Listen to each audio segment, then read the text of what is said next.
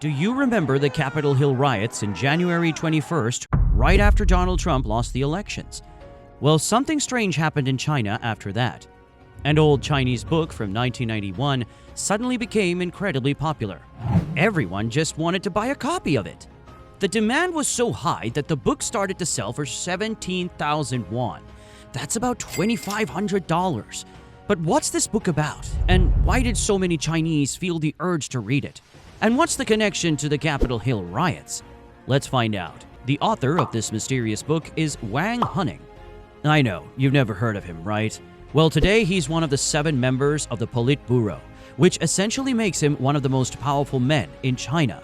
Yet despite his influence, Wang has spent years staying out of the spotlight, even refusing to give interviews to foreign media.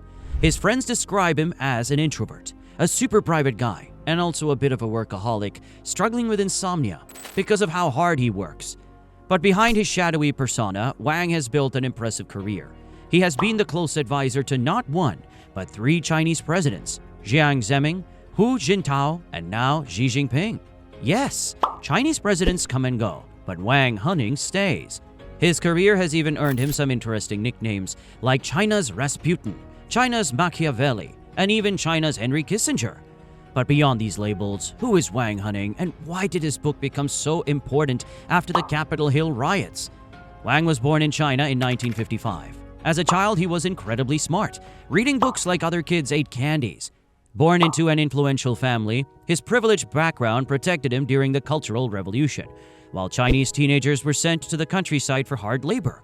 Wang was able to stay at home, studying French at an elite school and reading prohibited foreign books. Pretty lucky, right? He later went to Fudan University, where he became the youngest professor at just 30 years old. His life took a turning point in 1988 when he won a scholarship to spend 6 months in the United States. He traveled across the country like a modern-day Alexis de Tocqueville, visiting over 30 cities and exploring museums, libraries, the Coca-Cola headquarters, and even the Amish community. His final mission?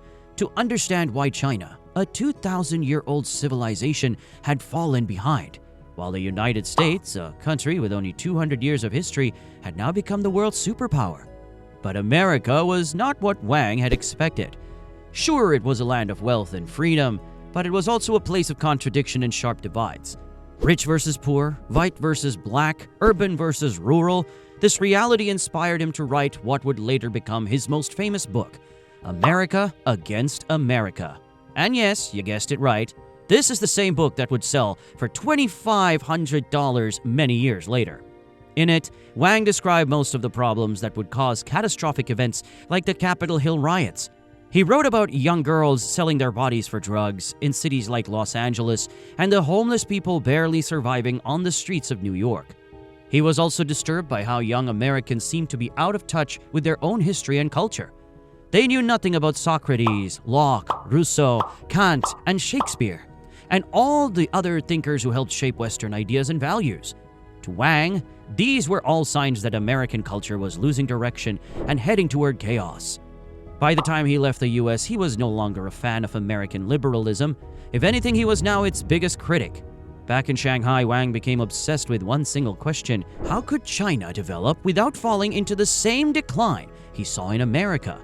With China opening up to foreign investment, Wang worried that his country might become exactly like the West, wealthy but divided, disoriented, morally lost. His colleagues remembered him spending every night in his office, absorbed in these thoughts. In 1993, during a university debate in Singapore, Wang even spoke publicly about the decline of Western civilization. This is when his words captured the attention of somebody in the audience. Somebody very powerful, China's former president, Jiang Zemin.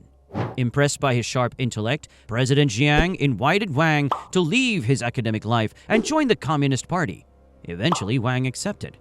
As an advisor to 3 Chinese presidents, Wang has suggested something very important: that China should create its own path, away from Westernization. In other words, the People's Republic should hold onto its unique identity, staying away from Western liberalism and embracing traditional values like Marxist socialism, nationalism, and Confucian ethics.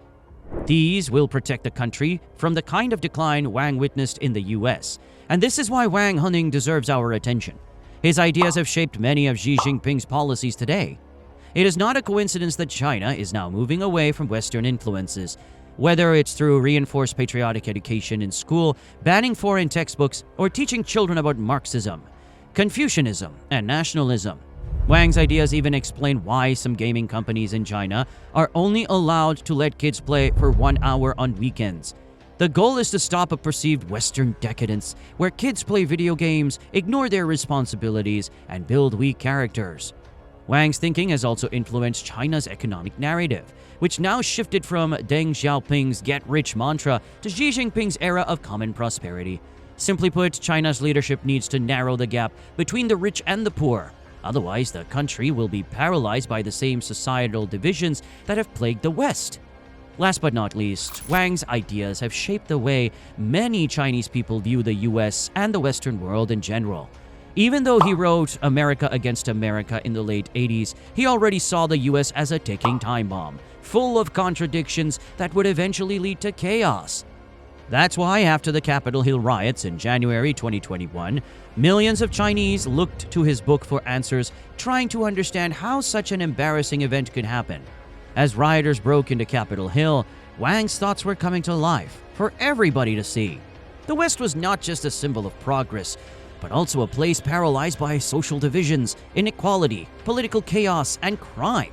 And the sight of that chaos should only reinforce China's determination to build its own path, away from Western ways. One Chinese citizen on Douban, a popular discussion site, put it like this: with Wang's book, Chinese people have finally started to see the real America instead of being blinded by our fantasies. So remember this: if you want to understand China's policies and direction today, you should no longer ignore Wang Huning's ideas, whether you agree with them or not.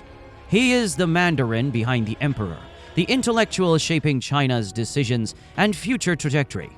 Even today, when Xi Jinping attends high-level meetings, Wang Huning is always there, standing quietly in the background. But for now, if you enjoy this video, hit the subscribe button and join Asia Explained for more research. See you in the next video.